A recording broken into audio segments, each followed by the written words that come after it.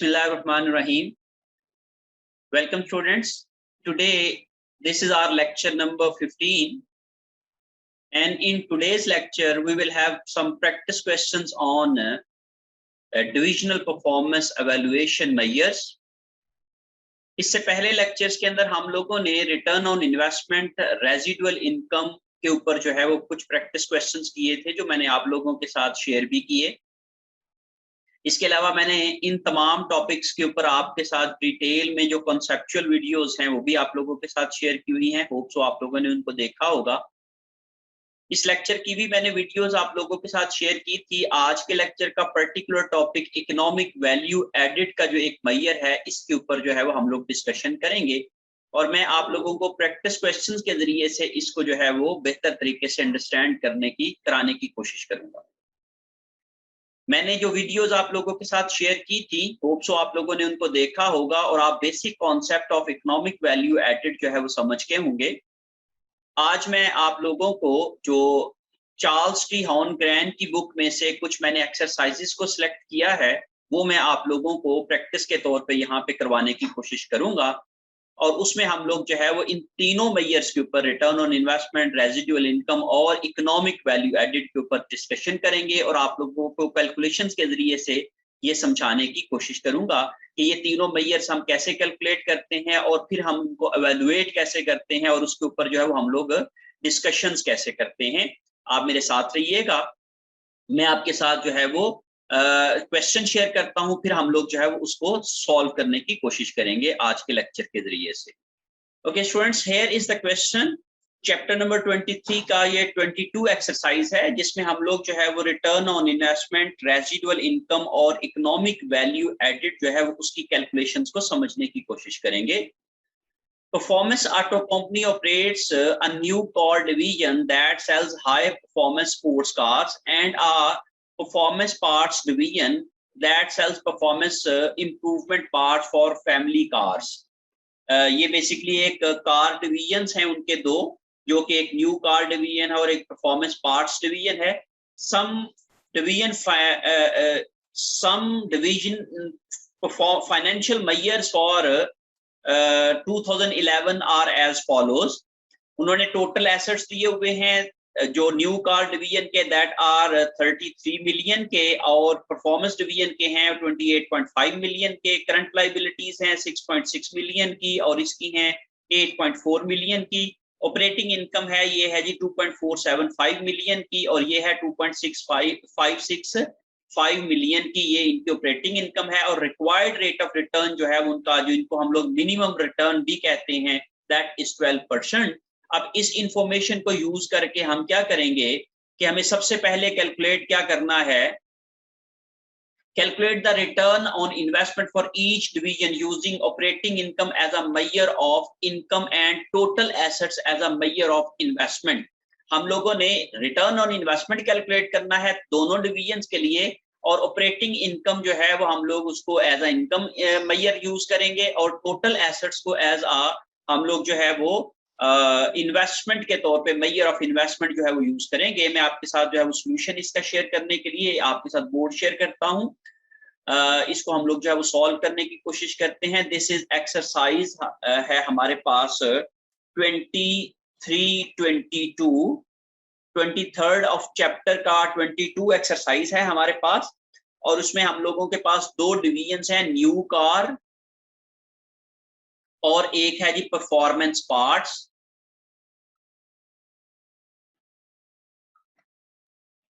ये दो डिवीजन्स हैं हमारे पास, तो हमने इन दोनों की रिटर्न ऑन इन्वेस्टमेंट कैलकुलेट करना है।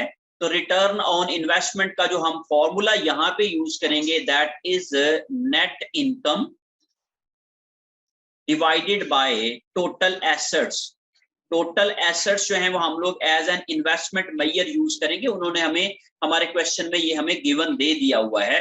तो अब हम लोग न्यू कार डिवीजन की जो नेट इनकम है ये हमें हमारे क्वेश्चन के अंदर गिवन है, ये हमें बता दी गई है और उसमें हमें जो टोटल उसकी जो इनकम है वो है जी हमारे पास 24,75,000 की। न्यू कार डिवीजन की जो टोटल इनकम हमें गिवन है हमारे क्वेश्चन में, दैट इज 24,75,000, और इसकी जो हमारे पास टोटल एसेट्स हमें गिवन है दैट आर 33 लाख के 33 मिलियन के 33 मिलियन के इसके टोटल एसेट्स हैं, और इसकी टोटल इनकम इतनी दी गई है। और इसकी टोटल इनकम हमें गिवन है हमारे क्वेश्चन के अंदर ये है 25,65,000 की, और इसके टोटल एसेट्स जो है वो हमें दिए गए हैं 28.5 मिलियन के 28.5 मिलियन के इसके जो है वो हमें एसेट्स दिए गए हैं। 2,85,00,000 के, और ये हैं 3,30,00,000 के इसके एसेट्स दिए गए हैं। मैं आप लोगों को ये इंफॉर्मेशन दिखा देता हूं कि किस तरीके से हमारे क्वेश्चन में ये वाली इंफॉर्मेशन जो है वो हमें प्रोवाइड की गई है।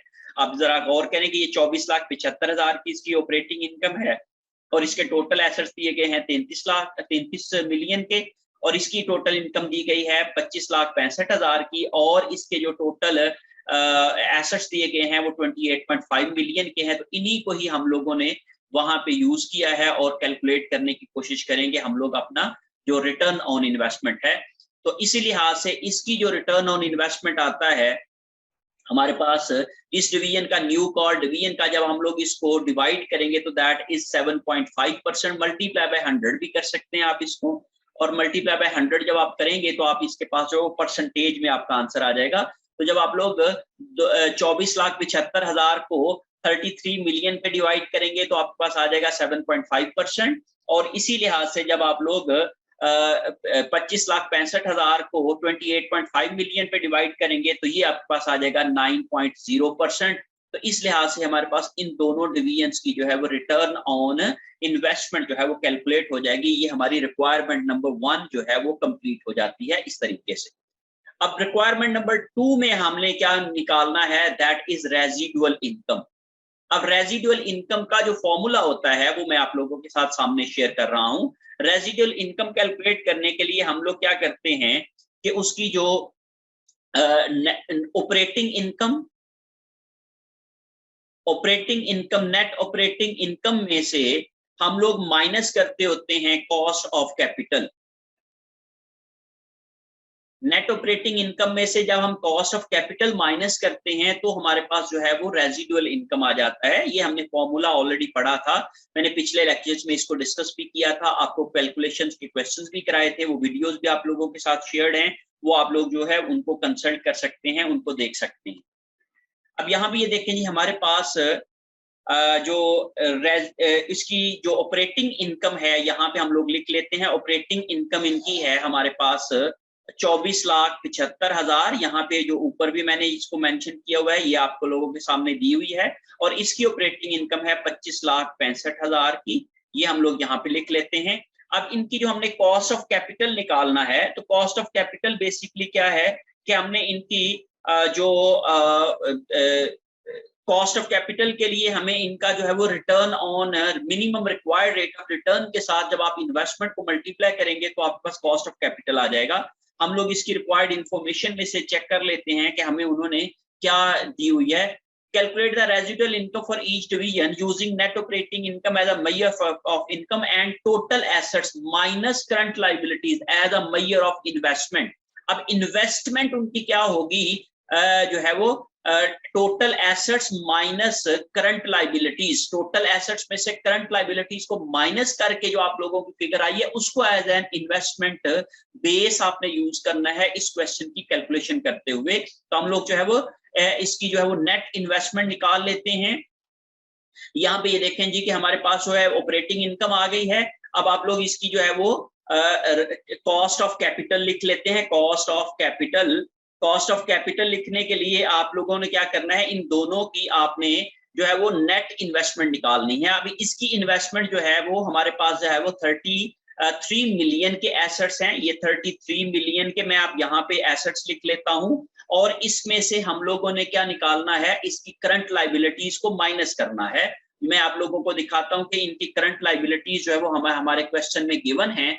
वो हमारे पास करंट लायबिलिटीज हैं ये 6.6 मिलियन की मीन 66 लाख की इसकी करंट लाइबिलिटीज हैं, 84 लाख की इसकी करंट लाइबिलिटीज हैं। तो हमें ये 33 मिलियन में से ये वाली फिगर माइनस करेंगे तो हमारे पास जो है वो नेट इन्वेस्टमेंट आ जाएगी। ये उसने जो डेफिनेशन हमें दी हुई है, जो हमें उसने कैलकुलेशन में हमें बताया है कि हमने नेट इन्वेस्टमेंट किस तरीके से कैलकुलेट करना है। तो इन चीजों को हम लोग जो है वो यहाँ पे लिख के कैलकुलेट कर लेंगे।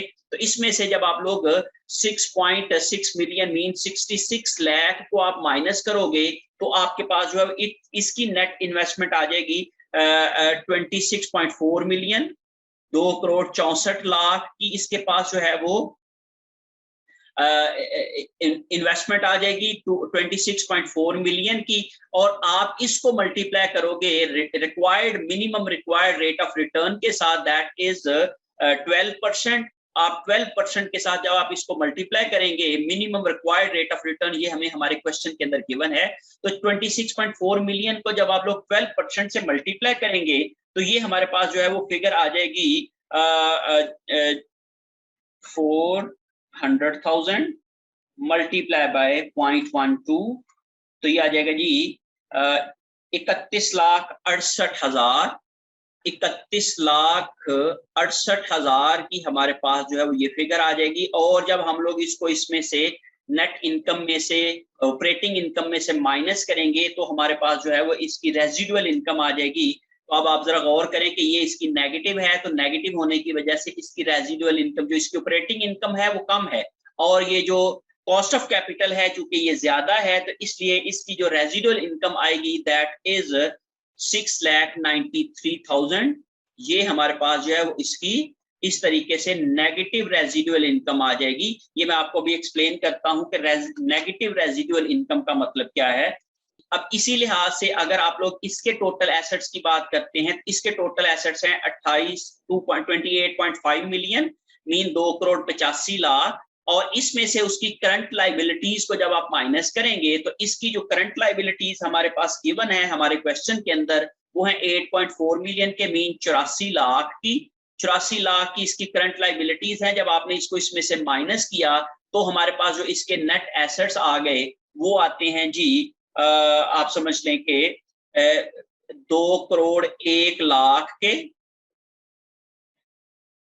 20.1 मिलियन के 20.1 मिलियन के इसके जो है वो आगे। इसको आप लोगों ने मल्टीप्लाई करना है 12% के साथ। जब आपने इसका 12% लिया तो ये हमारे पास जो है वो 201,100,000 के साथ जब आप इसका 0.12% लेंगे तो ये आ जाएगा हमारे पास 24,12,000। तो 24,12,000 का इसका जो है वो कॉस्ट ऑफ कैपिटल आ गया। जब हम लोगों ने इसको उसकी ऑपरेटिंग इनकम में से 25,65,000 में से 24,12,000 को माइनस किया तो ये हमारे पास आ जाएगा जी 1,53,000। तो 1,53,000 की इसकी रेजिडुअल इनकम आ गई। मैं इसको दोबारा से एक्सप्लेन किए देता हूं। हमने ये कहा कि हमारे पास जो नेट ऑपरेटिंग इनकम थी न्यू कार डिवीजन की वो थी 24,75,000, और जो हमारे पास परफॉर्मेंस पार्ट डिवीजन की थी वो थी 25,65,000। और इसको हम लोगों ने इसमें से कॉस्ट ऑफ कैपिटल माइनस करना है। तो जो उसका एम्प्लॉयड कैपिटल है या फिर उसकी इन्वेस्टमेंट की जो डेफिनेशन है उसने दी हुई है कि टोटल एसेट्स में से करंट लाइबिलिटीज को माइनस करके जो नेट एसेट्स आते हैं उसको आप लोगों ने मल्टीप्लाई करना है कॉस्ट ऑफ कैपिटल के साथ, minimum required rate of return के साथ, दैट इज 12%। हमने कहा इसके 33 मिलियन के टोटल एसेट्स थे, इसमें से 6.6 मिलियन के मीन 66 लाख की करंट लाइबिलिटीज थी। जब हमने इसको माइनस किया तो ये 26.4 मिलियन आ गया। इसको हम लोगों ने 12% से मल्टीप्लाई किया तो ये आ गया हमारे पास 31,68,000 उसकी कॉस्ट ऑफ कैपिटल आ गई। जब हम लोगों ने 24,75,000 में से माइनस किया 31,68,000 तो ये आ जाएगा 6,93,000, ये नेगेटिव आ जाएगी। तो ये बेसिकली रेजिडुअल इनकम है उसकी, और इस केस में उसकी नेगेटिव रेजिडुअल इनकम है, मीन वो अपनी कॉस्ट ऑफ कैपिटल को भी पूरा नहीं कर रहा है ये वाला डिवीजन जो है। और दूसरी तरफ पे इसके हम लोगों ने कहा इसके टोटल एसेट्स है 28.5 मिलियन के, जिसमें से 8.4 मिलियन की उसकी करंट लाइबिलिटीज थी। जब हमने इसको माइनस किया तो ये 20.1 मिलियन उसके जो है वो इन्वेस्टमेंट आ गई, जो हमें डेफिनेशन दी गई है total assets minus current liabilities के साथ। और जब हमने इसका 12% दिया तो ये 24,12,000 आ गया। जब हमने 25,65,000 में से 24,12,000 को माइनस किया तो 1,53,000 की हमारे पास जो है वो रेजिडुअल इनकम आ गई। तो इस तरीके से हम लोग जो है वो इसकी रेजिडुअल इनकम को कैलकुलेट कर सकते हैं। होप्स हो कि आप लोग जो है वो इस कैलकुलेशन को समझ के होंगे। अब रिक्वायरमेंट नंबर 3 हमारे पास क्या है? William Abraham, the new car manager, argues that the performance part division has loaded up a lot of short-term debt. तो उसने कहा जी न्यू परफॉर्मेंस डिवीजन जो है उसके पास उसका शॉर्ट टर्म डेट जो है, जो उसकी करंट लाइबिलिटीज है वो बहुत ज्यादा हैं, तो इसलिए उन्होंने अपनी आर आई को जो है वो इंक्रीज करने के लिए उनकी आर आई इसलिए ज्यादा आ रही है क्योंकि उनके पास जो करंट लाइबिलिटीज हैं वो ज्यादा हैं। Calculate an alternative return on investment, residual income for each division that is not sensitive to the amount of short-term debt taken on by the performance part division. Comment on the result. हमने उन्होंने कहा जी कि एक नई आप residual income की figure calculate करें जिसके मुताबिक आप क्या करेंगे कि जो उसकी जो करंट लाइबिलिटीज को आपने माइनस करके जो फिगर ऊपर वाले में निकाली थी अब उसके बगैर निकालें। तो अब हम लोग यहाँ पे इसकी ऑल्टरनेटिव कैलकुलेशन कर लेते हैं। यहाँ पे बिल्कुल उसी तरीके से ही हमारे पास हमने रेजिडुअल इनकम ही कैलकुलेट करनी है यहाँ पे भी, और रेजिडुअल इनकम का फॉर्मूला फिर वही वाला हो जाएगा नेट इनकम। हम लोग यहाँ पे नेट इनकम उसकी लिख लेते हैं। नेट इनकम इस डिवीजन की हमारे पास आती है, मैं इसका यहाँ पे जो मैंने पीछे कैलकुलेशन की थी वहां से फिगर ले लेता हूँ। ये 24,75,000 की इसकी नेट इनकम थी, ये मैं यहाँ पे लिखता हूँ जी 24,75,000 की उसकी नेट इनकम थी न्यू कार की। न्यू कार डिवीजन है और ये परफॉर्मेंस पार्ट्स डिवीजन है। ओके, 24,75,000 इसकी इनकम थी और 25,65,000 जो है वो इसकी इनकम थी 25,65,000 की। ओके, अब इसमें से हम लोगों ने कॉस्ट ऑफ कैपिटल माइनस करना है। कॉस्ट ऑफ कैपिटल को जब आप लोग इसमें से डिडक्ट करेंगे, अब यहाँ पे जो कॉस्ट ऑफ कैपिटल कैलकुलेट करने के लिए उसने टोटल एसेट्स मल्टीप्लाई बाय 12% करना है हमने, क्योंकि पिछले वाली डेफिनेशन में हम लोगों ने करंट लाइबिलिटीज को माइनस करके किया था, लेकिन न्यू कार डिवीजन के मैनेजर ने इस पे एतराज किया कि उसकी चूंकि करंट लाइबिलिटीज बहुत ज्यादा है, शॉर्ट टर्म डेट्स बहुत ज्यादा हैं, जिसकी वजह से उसकी रेजिडुअल इनकम पॉजिटिव आई है। अब हम ये देखते हैं कि इनके बगैर जो है वो हम लोग करंट लाइबिलिटीज को माइनस किए बगैर जब हम कैलकुलेशन करें तो फिर हमारे पास जो है वो इसकी जो है वो रेजिडुअल इनकम क्या क्या आती है। तो यहाँ पे हम लोग क्या करेंगे, इसकी 33 लाख इसके जो एसेट्स थे वो थे 33 मिलियन के, तो 33 मिलियन का 12% आप लोग ले लेंगे। तो 33 मिलियन का जब हम 12% लेंगे तो आपके पास फिगर आ जाएगी 39,60,000 की। 39,60,000 की इसके पास आ जाएगी, आप इसको जो है वो माइनस करेंगे। और दूसरी तरफ पे जब हम लोग इसकी कैलकुलेशन करेंगे तो ये हमारे पास जो है इसके पास जो टोटल एसेट्स हैं वो 28.5 मिलियन के हैं। 28.5 मिलियन को जब आप 12% के साथ मल्टीप्लाई करेंगे तो हमारे पास जो है वो भी उसकी भी फिगर आ जाएगी, मल्टीप्लाई बाय 0.12 करेंगे आप लोग तो ये आ जाएगा 34,20,000। 34,20,000 की इसके पास जो कॉस्ट ऑफ कैपिटल आ गई। जब हमने इसमें से इसे माइनस किया तो ये हमारे पास जो फिगर आएगी दैट इज 14,85,000 जो है वो हमारे पास इसकी रेजिडुअल इनकम आ गई, और ये नेगेटिव आ जाएगी। क्यों ये नेगेटिव आएगी? क्योंकि इसकी जो कॉस्ट ऑफ कैपिटल है वो ज्यादा है एज कंपेयर्ड टू उसके जो भी ऑपरेटिंग इनकम है, इस लिहाज से इसकी भी जो है वो नेगेटिव आ गई। और जब हम लोग इसको कैलकुलेट करेंगे तो ये भी हमारे पास जो 8,55,000 की फिगर आ जाएगी, ये भी नेगेटिव अमाउंट आ जाएगी। और इस लिहाज से हम लोगों ने कहा जब इसकी रेजिडुअल इनकम जो है वो इस लिहाज से ये भी जो है वो नेगेटिव हो जाएगी, क्योंकि हमारे पास जो कॉस्ट ऑफ कैपिटल है वो हम लोग टोटल एसेट्स के ऊपर कैलकुलेट कर रहे हैं इन दिस सिनेरियो। अब आप जरा गौर करें इनके रिजल्ट्स के ऊपर, तो इसकी भी जो रेजिडुअल इनकम है वो भी नेगेटिव है। इट मींस, इसका मतलब क्या है कि this division is not covering it's cost of capital. ये जितनी इनकम कमा रहा है इसके ऊपर जो उसका कॉस्ट ऑफ कैपिटल बनता है ये उसको कवर नहीं कर रहा है। जब वो इसको कवर नहीं कर रहा है तो जिसकी वजह से इसकी जो रेजिडुअल इनकम है वो नेगेटिव आ रही है। बिल्कुल इसी तरीके से ये जो परफॉर्मेंस पार्ट डिवीजन है वो भी, इसकी भी जो कॉस्ट ऑफ कैपिटल आती है वो 34,20,000 है, लेकिन उसकी जो इनकम है वो 25,65,000 है। इसी लिहाज से हम लोग ये कह सकते हैं कि इसकी भी जो रेजिडुअल इनकम है वो नेगेटिव आ रही है। और क्यों नेगेटिव आ रही है? क्योंकि इसकी इनकम भी जो है वो इसकी कॉस्ट ऑफ कैपिटल को कवर नहीं कर पा रही है। तो अगर इस फिगर को हम लोग पिछले वाली फिगर के साथ कंपेयर करें, जैसे इसकी जो रेजिडुअल इनकम इस सिचुएशन में 1,53,000 आ रही थी और इसकी जो रेजिडुअल इनकम थी वो 6,93,000 आ रही थी नेगेटिव वाली। तो अगर हम लोग इन रिजल्ट्स के ऊपर बात करेंगे तो न्यू कार डिवीजन ने अच्छा परफॉर्म नहीं किया है, लेकिन परफॉर्मेंस पार्ट डिवीजन ने अच्छा परफॉर्म किया है, क्योंकि इसकी रेजिडुअल इनकम जो है वो after covering cost of capital that is positive, that is 1,53,000। लेकिन इसके ऊपर एतराज जो किया न्यू कार डिवीजन के मैनेजर ने वो ये था कि उसके पास चूंकि करंट लायबिलिटीज बहुत ज्यादा हैं, इसकी करंट लायबिलिटीज जो है वो 84 लाख की बन रही हैं, जिसकी वजह से इसकी जो रेजिडुअल इनकम है वो पॉजिटिव आई है। जब हम लोग करंट लायबिलिटीज को उसकी इन्वेस्टमेंट्स में से जो है वो कैलकुलेट करने के लिए माइनस नहीं करेंगे, मीन टोटल एसेट्स के ऊपर उसकी करेंगे, तो फिर इसकी भी जो रेजिडुअल इनकम है वो नेगेटिव हो जाएगी।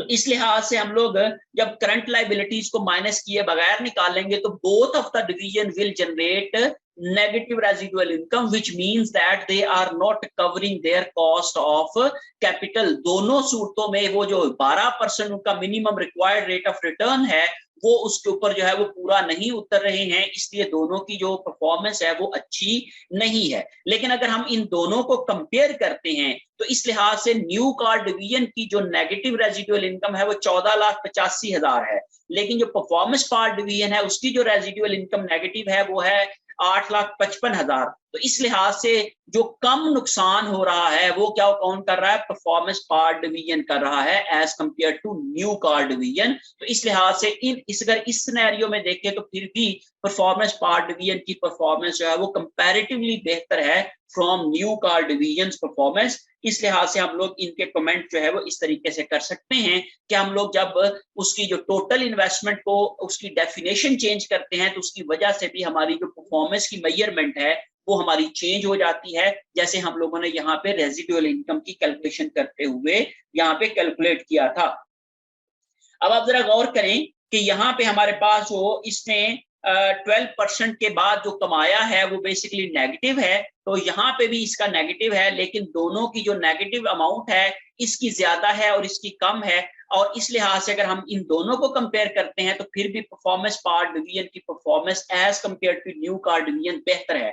लेकिन अगर हम ओवरऑल दोनों की बात करते हैं तो दोनों की परफॉर्मेंस अच्छी नहीं है, because both of the division has given us negative residual income, which means that they are not covering their 12% required rate of return। वो 12% required rate of return हमें जो है वो जनरेट करके नहीं दे रहे हैं। जब वो ये जनरेट करके नहीं दे रहे हैं तो जिसकी वजह से हमें क्या हो रहा है, जो है वो रेजिडुअल इनकम हमारी नेगेटिव आ रही है। अब आप इसको देखें कि यहाँ पे इसका जो रिटर्न ऑन इन्वेस्टमेंट था दैट वाज 7.5% और इसका भी रिटर्न ऑन इन्वेस्टमेंट है दैट इज 9%। इसका मतलब है कि ये दोनों का जो रिटर्न है वो 12% से कम है, जो कि उनका minimum required rate of return था। जब minimum required rate of return जो है वो उनका जो रिटर्न है वो कम होगा minimum required rate of return से, तो इसकी वजह से उनकी जो रेजिडुअल इनकम है वो दोनों की क्या होंगी? नेगेटिव आ रही है। क्योंकि जब हम लोगों ने ये वाली कैलकुलेशन की थी तो इसमें भी हम लोगों ने 33 मिलियन और 28.5 मिलियन लिया था,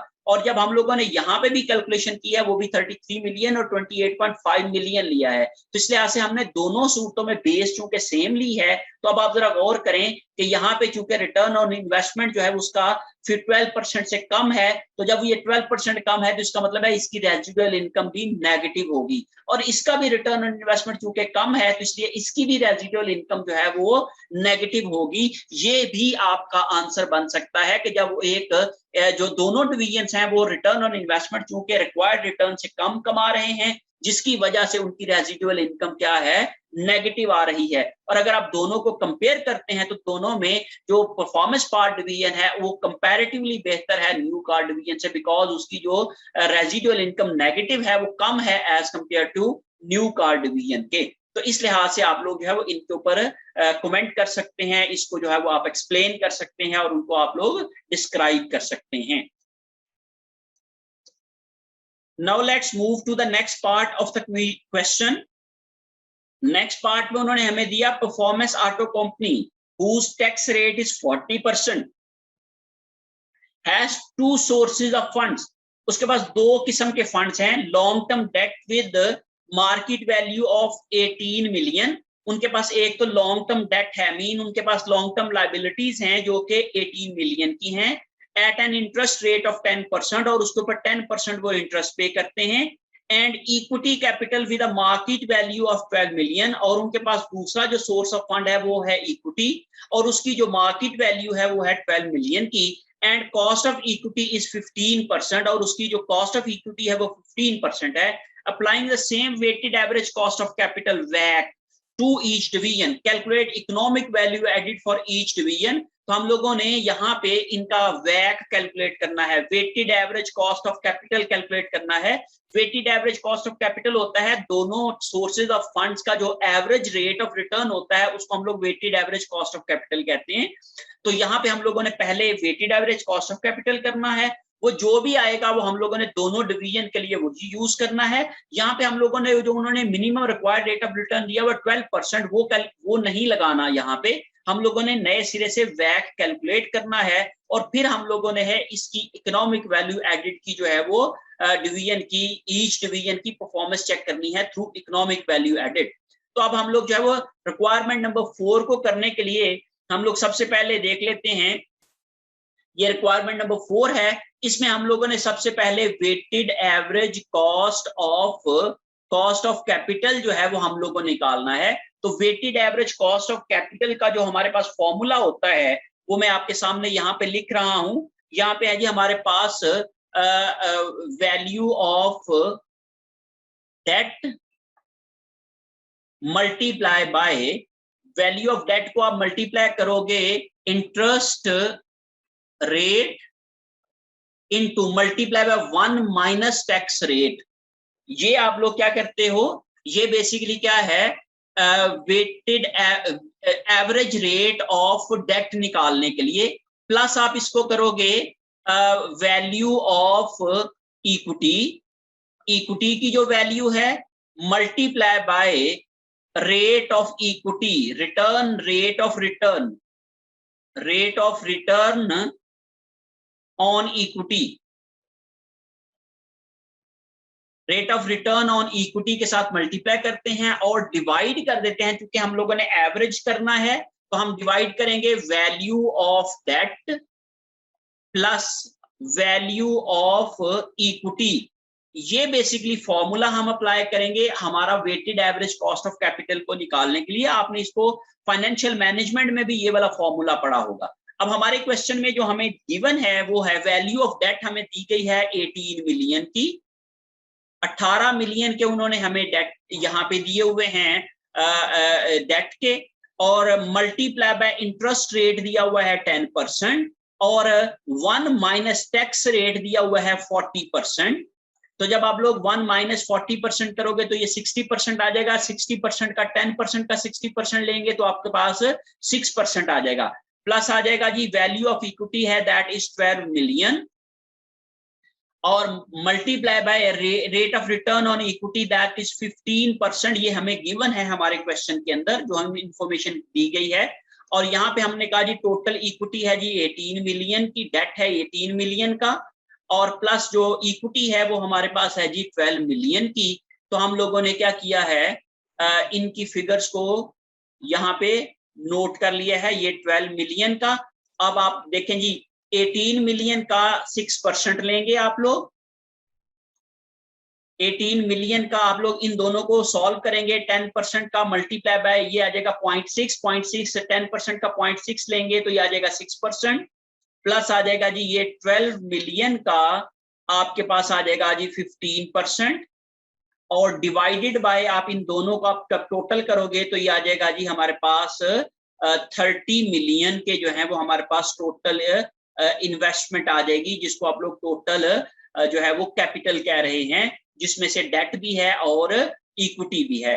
अब आप लोग 18 मिलियन का 6% कैलकुलेट करेंगे और इसको जब आप सॉल्व करेंगे पूरी इक्वेशन को तो ये हमारे पास आ जाएगा जी 9.7 9.6%, 9.6% जो है वो आप लोग इसकी जो है वो ये कैसे आया है, आप लोग 18 मिलियन का 6% ले लेते हैं,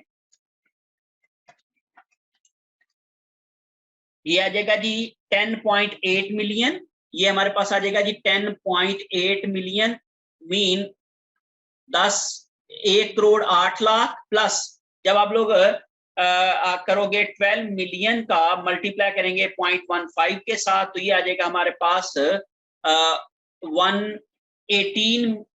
1.8 मिलियन, मीन 18 लाख की ये आ जाएगी फिगर।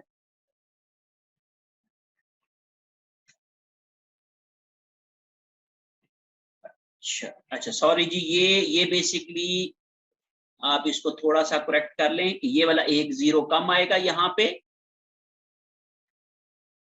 18 मिलियन को मल्टीप्लाई करेंगे 0.06 के साथ, तो ये आ जाएगा जी 10,80,000, 10,80,000, और ये आ जाएगा जी हमारे पास 18 लाख डिवाइडेड बाय आ जाएगा आपके पास 30 मिलियन का। तो जब बेटे आप लोग इन दोनों को प्लस करोगे, प्लस कर लेते हैं जी हम लोग 18 लाख को, ये आ जाएगा हमारे पास 28,80,000, और डिवाइड करेंगे आप लोग जब इसको 30 मिलियन के साथ और मल्टीप्लाई बाय 100 कर देंगे, तो परसेंटेज में चूंकि कैलकुलेट करना है, divided by 30 million is equal to multiply by 100 करेंगे, तो ये आ जाएगा जी 9.6%, 9.6%। इस तरीके से हमने ये वाला कैलकुलेशन कर लिया है। तो ये हमारे पास जो आ जाएगा जी weighted average cost of capital, और ये weighted average cost of capital हम यूज करेंगे for calculating our economic value added. हम इकोनॉमिक वैल्यू एडेड को कैलकुलेट करने के लिए बोथ ऑफ द डिवीजन, उसके लिए हम लोग जो है वो ये weighted average cost of capital का जो है वो फिगर यूज करेंगे। अब इसके बाद जो है वो हम लोग इकोनॉमिक वैल्यू एडेड कैसे कैलकुलेट करते हैं। इकोनॉमिक वैल्यू एडेड का जो फॉर्मूला होता है वो होता है जी after tax net income, after tax net income minus इसमें से हम लोग कॉस्ट ऑफ कैपिटल को माइनस कर देंगे। कॉस्ट ऑफ कैपिटल को जब हम लोग आफ्टर टैक्स नेट इनकम में से कॉस्ट ऑफ कैपिटल को माइनस करेंगे, तो हमारे पास जो है वो इकोनॉमिक वैल्यू एडेड आ जाएगा। ओके, अब आप लोग देखिए यहाँ पे आप लिखेंगे ऑपरेटिंग इनकम। ऑपरेटिंग इनकम आपके पास जो है वो एक है न्यू कार डिवीजन और एक है performance part division. Okay, new car division की जो आपके पास आप समझ लें कि इनकम आ रही है, वो आती है जी हमारे पास नेट ऑपरेटिंग इनकम। हमारे पास जो हमारे क्वेश्चन के अंदर गिवन थी, हम लोगों ने पिछले वाली कैलकुलेशंस में भी यूज की थी, दैट इज 24,75,000 और 25,65,000। इसी को ही हम लोग यहाँ पे यूज कर लेते हैं। 24,75,000 और 25,65,000 की ये फिगर्स आ गई इनकी। इसमें से आप करोगे लेस 40% टैक्स, टैक्स आप 40%, इस इनकम का 40% आप क्या करोगे, इसमें से लेस कर देंगे। तो 24,75,000 का 40% आप ले लेंगे, तो ये आ जाएगा जी 9,90,000। 9,90,000 जो है वो इसमें से टैक्स निकल जाएगा, और इसके बाद जो है वो आफ्टर टैक्स इनकम आ जाएगी। ये बेसिकली टैक्स एडजस्टमेंट करते हैं हम लोग इकोनॉमिक वैल्यू एडेड को कैलकुलेट करने के लिए। फिर उसके बाद जो है वो हमारे पास 25,65,000 की जो हमारे पास इनकम थी, इसका भी हम लोग 0.4 मीन 40% लेंगे, तो ये आ जाएगा जी 10,26,000। 10,26,000 जो है वो इसका टैक्स बनेगा। इसको भी जब आप लोग माइनस करोगे, माइनस करेंगे 25,65,000 में से, तो हमारे पास आ जाएगी जी 15,39,000 इसकी फिगर आ जाएगी।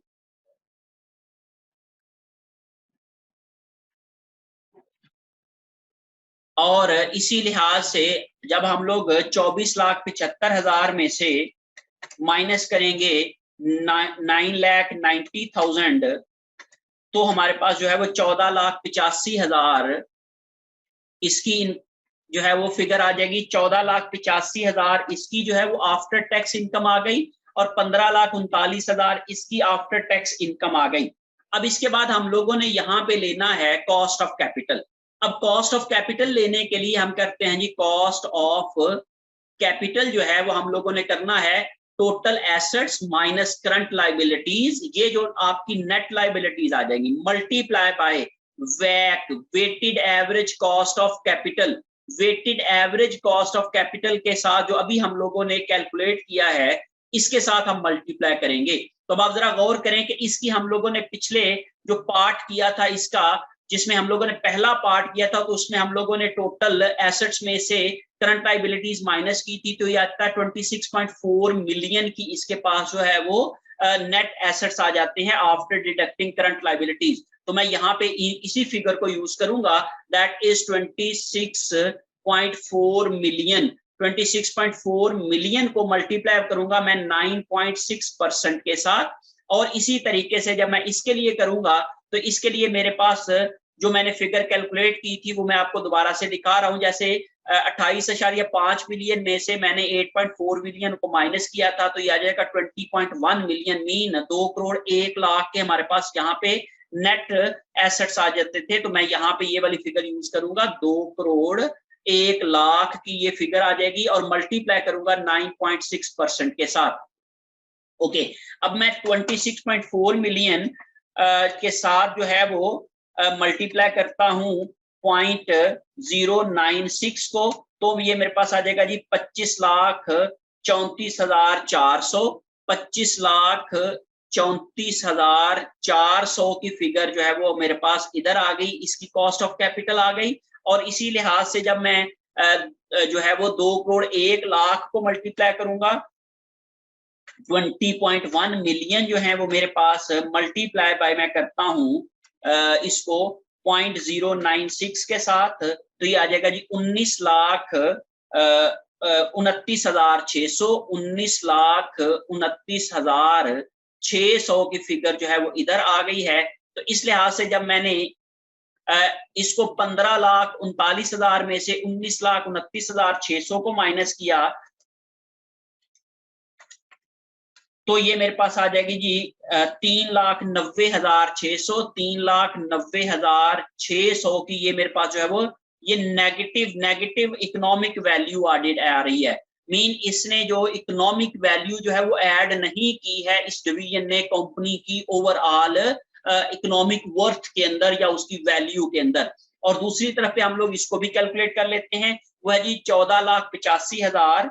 14,85,000 में से माइनस करेंगे 25,34,400। 25,34,400 को जब हमने माइनस किया तो ये आ जाएगी 10,49,400। 10,49,400 ये भी हमारे पास जो है वो नेगेटिव फिगर आ जाएगी, क्योंकि इसने भी जो है वो कॉस्ट ऑफ कैपिटल को जो है वो कवर नहीं किया है और इसने भी हमारी जो इकोनॉमिक वैल्यू एडिशन जो है वो कंपनी के टोटल वैल्यू के अंदर वो नहीं की है, उसकी नेगेटिव वैल्यू आ रही है। तो इस लिहाज से हम लोग both of the residual income and economic value added जो है वो, अब हम लोग इस तरीके से हम लोग ये कह सकते हैं कि this is the economic value added of both of the division. जो दोनों डिवीजन्स ने इकोनॉमिक वैल्यू ऐड की है वो नेगेटिव आ रही है, ये हम लोगों ने कैलकुलेशन से यहाँ पे कैलकुलेट करने की कोशिश की है।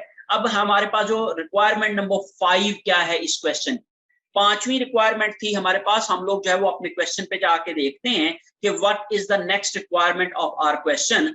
Use your preceding calculation to comment on the relative performance of each division। हर एक डिवीजन की जो relative performance है उसको आप लोग जो है वो कमेंट करें कि उसमें आपकी जो दोनों डिवीजन की जो एक दूसरे की निस्बत से जो परफॉर्मेंस है वो किस तरह की है, कैसी है, ये हम लोग जो है वो अब कमेंट करने की कोशिश करते हैं। मैं आप लोगों को पॉइंट्स लिखवा देता हूं कि इसकी जो है वो जो परफॉर्मेंस है वो किस लिहाज से है। पहला पॉइंट क्या बनता है, both of the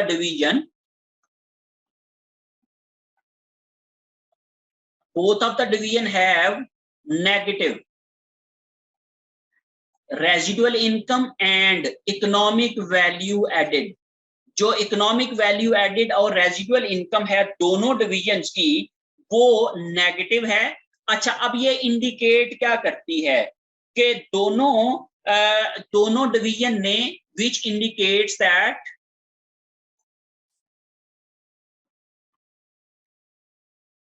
that the performance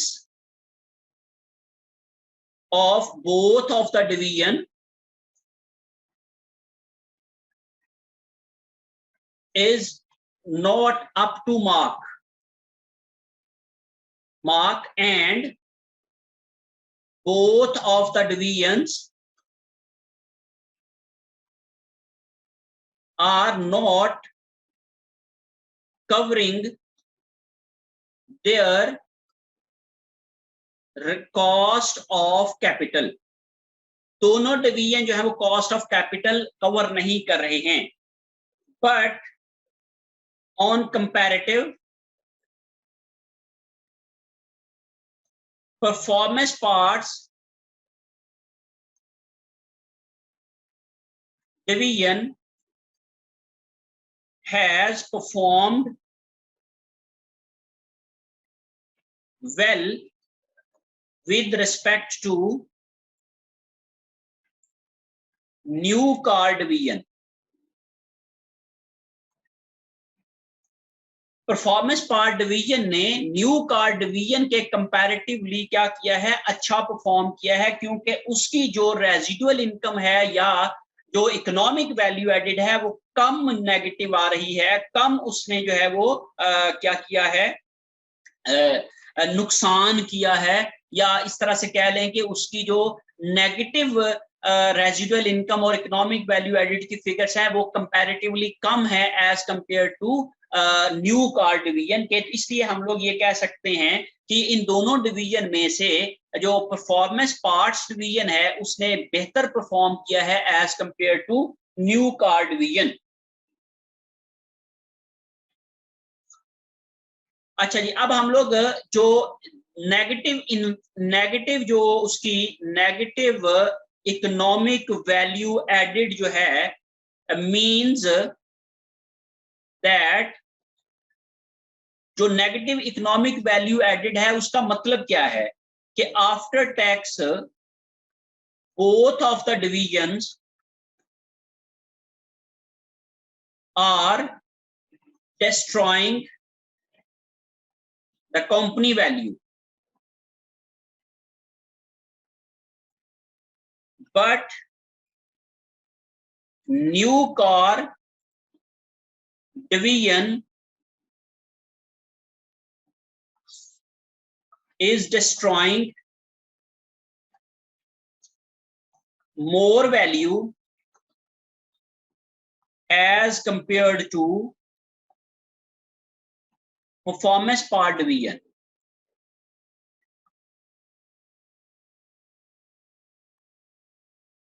जो न्यू कार डिवीजन है वो ज्यादा वैल्यू डिस्ट्रॉय कर रहा है, जो इकोनॉमिक रिटर्न है उनके वो ज्यादा जो है वो डिस्ट्रॉय हो रहे हैं, वो जो है वो जो इकोनॉमिक रिटर्न है उनका वो minimum required rate of return से क्या है, कम है। This means that economic return is less then, economic return जो है वो लेस देन है किसके, रिक्वायर्ड